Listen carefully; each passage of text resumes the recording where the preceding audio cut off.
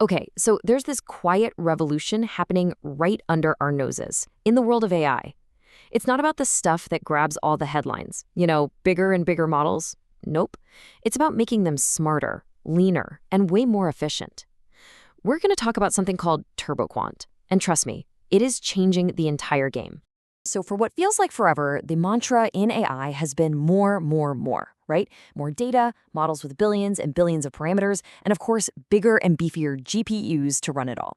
But what if that whole brute force approach is, well, wrong? What if we've been asking the wrong question all along? What if the real breakthrough, the real next big thing, isn't about getting bigger, but about getting smarter by shrinking things down? I know, it sounds kind of counterintuitive, but that one idea is completely reshaping the future of AI. So let's get into it. All right, first up, AI's unsustainable growth, the problem of more. Look, to really get why this new approach is so important, we have to understand just how big of a problem we're facing. These AI models have gotten absolutely gigantic, and that's creating some serious headaches. First up, the most obvious one, the insane cost.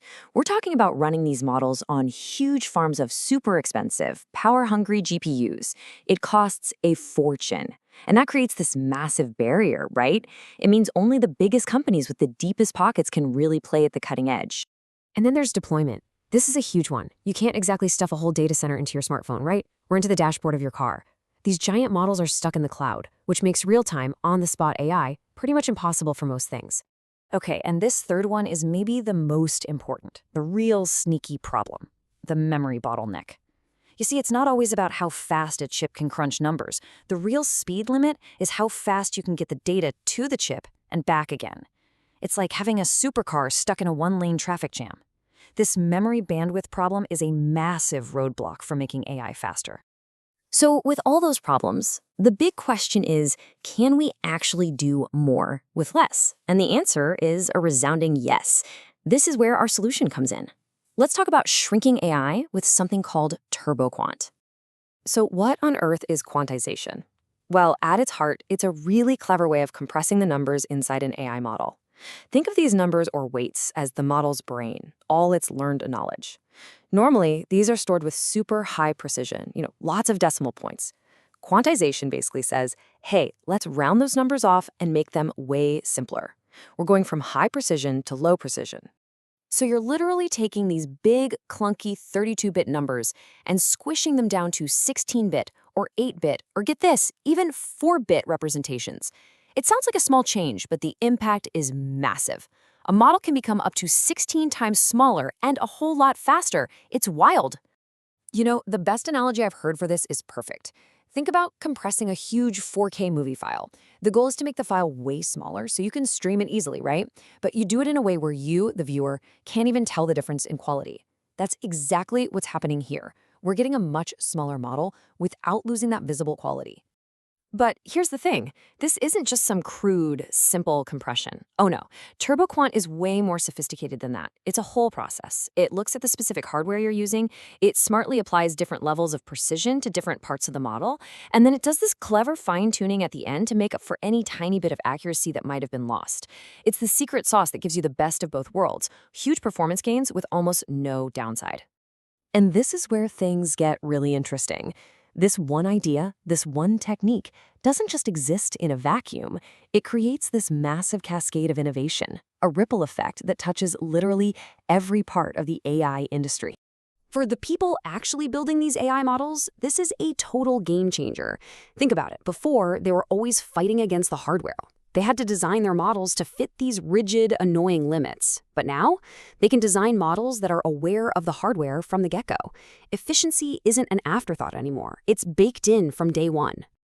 So what does this actually get you? Well, the benefits are awesome. You get faster inference. That means the AI gives you answers quicker. You get less latency, less lag, which is absolutely critical for anything happening in real time. And of course, the big one, a much smaller memory footprint, which finally lets us put these powerful models on all those edge devices we talked about, like in your car or your AR glasses. This shift even changes how we build the chips themselves. Chip designers are now building silicon that's made for this kind of math, with special little units just for these low-precision numbers. This means the chip doesn't have to constantly reach out to that slow external memory. And it massively improves efficiency. what we call TOPS per watt. Basically, you're getting way more computational bang for your energy buck. Okay, so if you're thinking about the business side of this, a pretty logical question pops up, right? If all these models are getting smaller and more efficient, does this mean we're just going to need less memory overall? Is the memory industry in trouble? Well, it's a yes and no kind of answer. It's a little more complicated than that. Sure, any single AI model running in the cloud might need less memory. But, and this is a huge but, the overall demand for memory is actually expected to explode. Why? Because this efficiency means we can suddenly put AI on billions of new devices. The demand isn't going away, it's just shifting from a few huge data centers to literally everywhere else. And that brings us to the final piece of the puzzle, the really big picture. TurboQuant isn't just a clever trick to make things run faster. It's actually kicking off a whole new age of AI, a fundamental change in how we think about it. We are literally moving from a world of centralized AI, where everything has to call home to some giant data center in the cloud, to a world of distributed AI, a world where truly powerful AI lives right on your device. And that unlocks some incredible possibilities. AI that's instant, that respects your privacy because the data never leaves your phone, and that even works when you're completely offline. So for so long, the entire goal was just make AI more powerful. That was it. But now the goal has evolved. It's not just about being powerful anymore. It's about being powerful and scalable. We want AI that can actually be put to use everywhere, by everyone, not just locked away in a lab. And that really is the key takeaway here. The winners in the future of AI aren't going to be the ones who just build the biggest, most bloated models. No way. The winners are going to be the ones who build the smartest, the leanest, and the fastest systems. And a technique like quantization, well, it's right at the heart of that revolution, making AI more powerful by making it accessible to all of us.